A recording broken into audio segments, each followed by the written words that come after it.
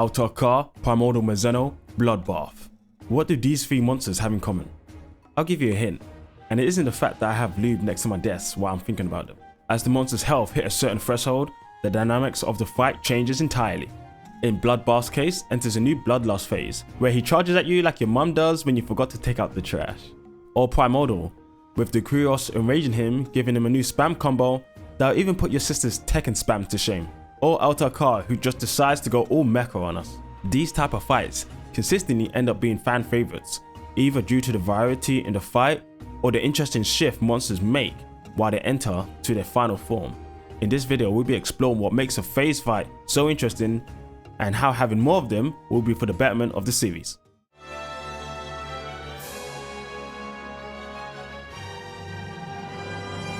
I still remember the first time I saw Bloodbath's second phase. I couldn't believe it. It wasn't just his speed or higher damage values, but his aggression, moveset, and even the music itself switched up. This made Bloodbath stand out even amongst all the other deviants. A list full of unique and interesting fights, yet even then, Capcom still managed to outshine them all with this raging bull. Could you imagine what it could have been like if each of the Fatal 4 deviants had their own second phase with unique theme? It truly would have been a great experience. Just imagine fighting any of the deviants to tunes like this.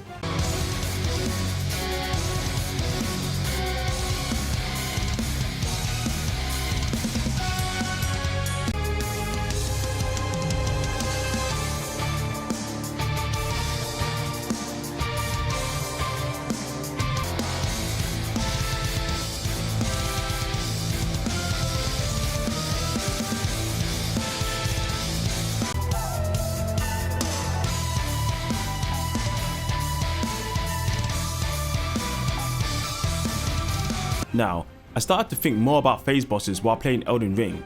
It was interesting to see a boss shift into different phases as their health got lower and lower. Nice. Here we go. GG's. GG's.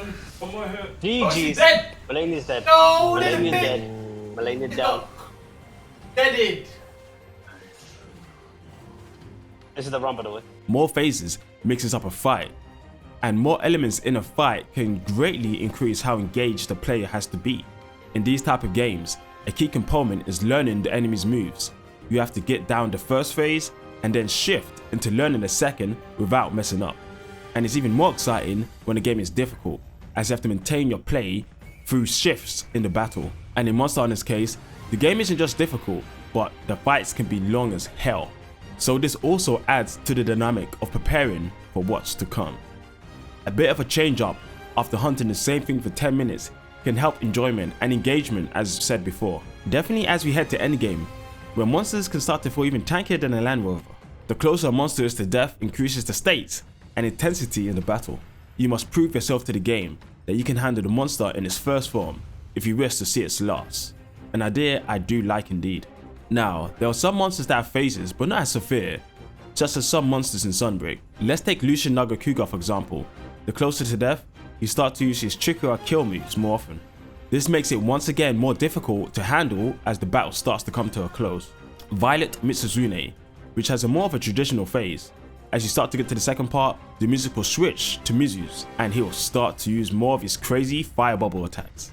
And even a flaming bubble spill bomb. Whenever I can see a Dragon Ball reference in the game, whoo! I love it. Shout out to Rajang. But the problem with these two monsters, at least the base versions, is that the second phases trigger a bit too late. By the time you start to kick into overdrive, they're basically dead. So there are times you don't even get to fully experience the beauty of the fight. This is the major problem, definitely for your first fight of a monster. The first interaction is an important, fresh experience. You can only have your first once. Shout out to my girlfriend back when I was 15. Now this is fixed when you start to fight the Hazard versions. In Violet's case, he starts out in his amped form, ready to rain flaming bubbles of destruction from the get-go.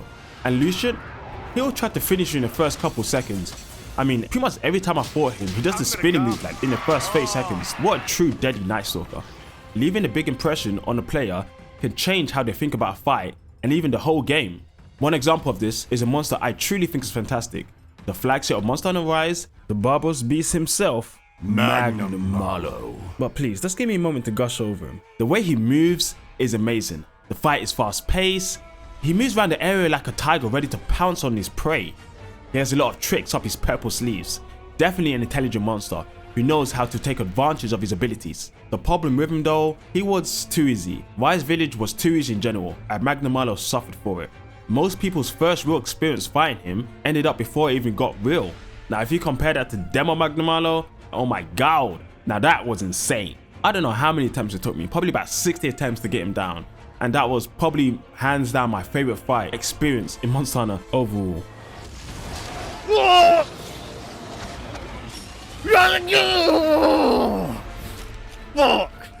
The intensity of that fight led him to be my second favorite monster across the whole series. And if you're interested, I did a compilation video on Magnamalo back probably about 3 years ago. It'll be on the screen in the card and it'll also be in the description, so I would love it if you guys want to check it out because I put my heart into that work. And man, I love the monster. One really funny thing about Magnamalo is that if you knock him out of his amped state, he makes a really weird cat sound.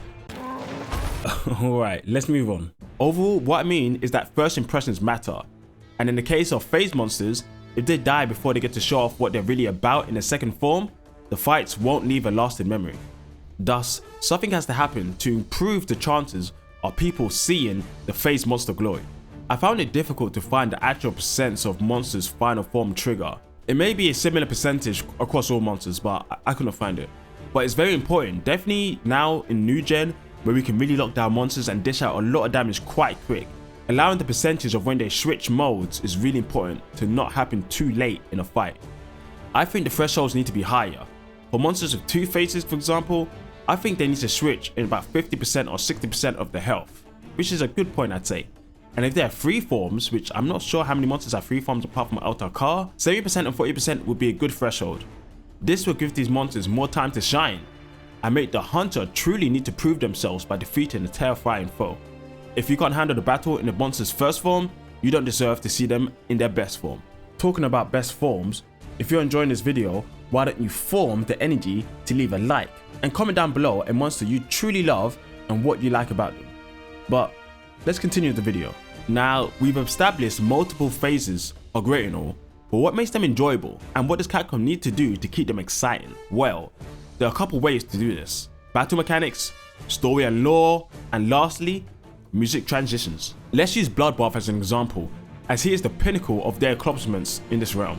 Bloodbath is already a very aggressive monster, known for his rage and anger. He charges, digs, and jumps out at the hunter, trying to catch him off guard with his horns and body at the ready. As you're fighting Bloodbath, the fight starts out pretty similar to the regular. The events aren't subspecies, they are the same monster who has evolved after living for a long time or in harsh environments and had to adapt to survive. And in this fight, you can see that visually. Diablos already has a long war by default, but this more experienced monster has learned how to take advantage of the hunter's incapacitated state while he roars, charging him down in the process. Man, what a true devil. Side point, this also opens up new uses for unused skills. In this example, earplugs, which are very useful against Bloodbath, so you don't get caught up in his 1-2 combo. And this isn't isolated to Bloodbath. Grimclaw and Snow Baron with Tremors, Elderfrost and Snowbound with Bind Resistance, Stonefist and Crystal Bear with Fencer. Many deviants make you change the way you have to approach a hunt. A video we'll tackle another day. I found this piece of lore on Bloodbath for the Monster Hunter Wiki. After one of his horns are broken off, a new severely warped horn grows in its place, while its other horn grew into a massive size. Bloodbath Diablos also has a bluish blood covering parts of his body, including its face, wings, and tail.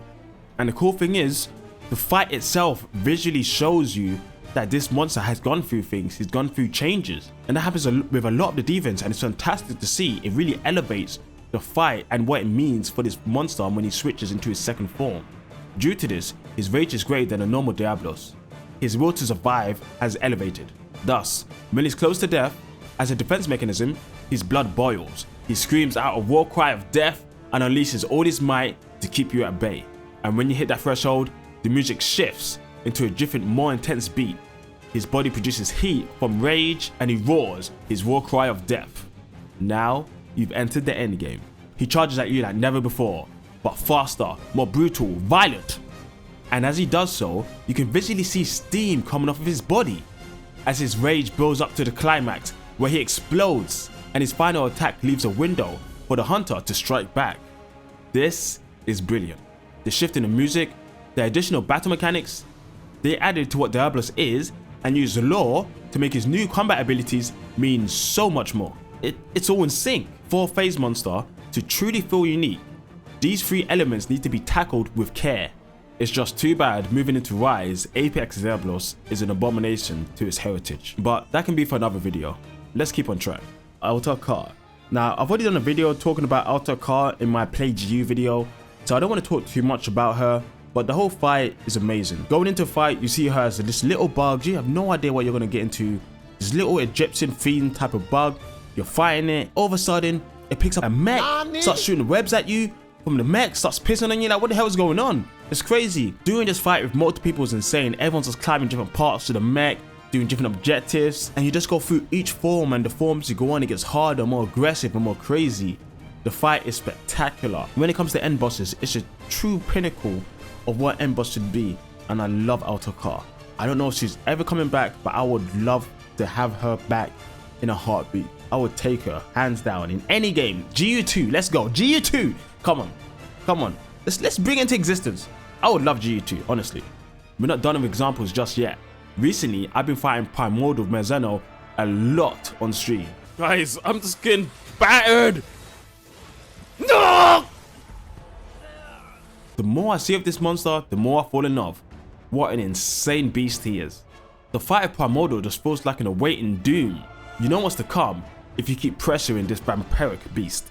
As the Curious try to manipulate him and take advantage of his strength, you bear witness to him gradually becoming stronger and more ferocious. The Magnamalo and Primordial fights are pretty fair for the most part. They use their wings to throw Curious energy at you, attack you with sharp, precise strikes with their tail, and charge at you with their wings. But pressure them enough, the Curious starts to overwhelm the creature with their bloodthirst, leading to a new state in the game. The combos are more wild. He has follow-ups to follow-ups, and new explosive moves that if not kept aware of will end you. And to add on top of that, to the surprise of every hunter the first time you saw it, the ability to teleport. I'm not a lore buff, so I won't get into that part, but holy crap. Experiencing that for the first time really leaves an impression. The dynamic of the fight shifts entirely, and it's as if you're watching a Dragon Ball fighting scene. Not only do you have to watch him with your eyes, you also have to be aware that he can instantly teleport and do something dangerous. Now that's crazy. But get Primordial's health low enough, and this state is taken to a whole new level. I don't think I've seen a monster swing as many times as this.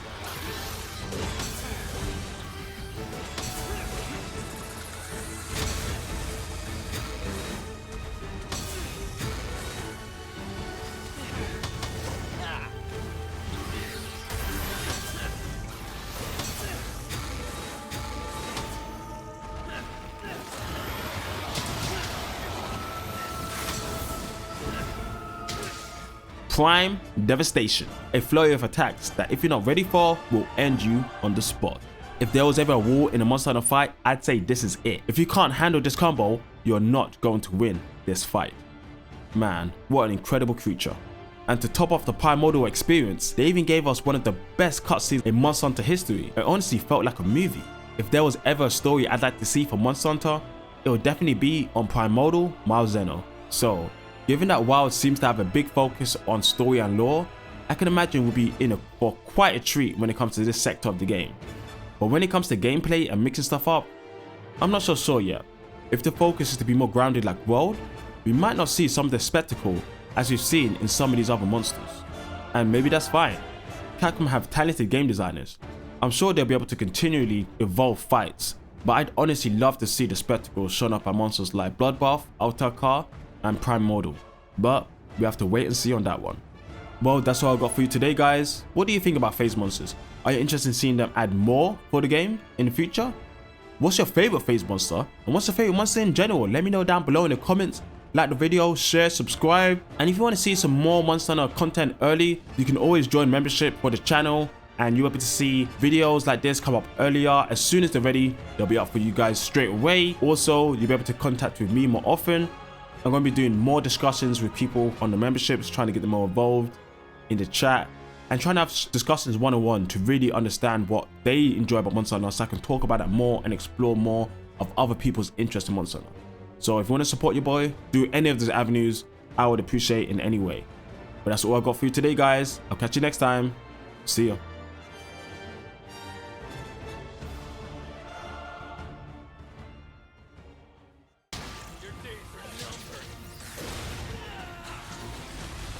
Oh, I'm dead. Oh, I keep getting hit by a music. I'm dead. Oh my god, what the hell?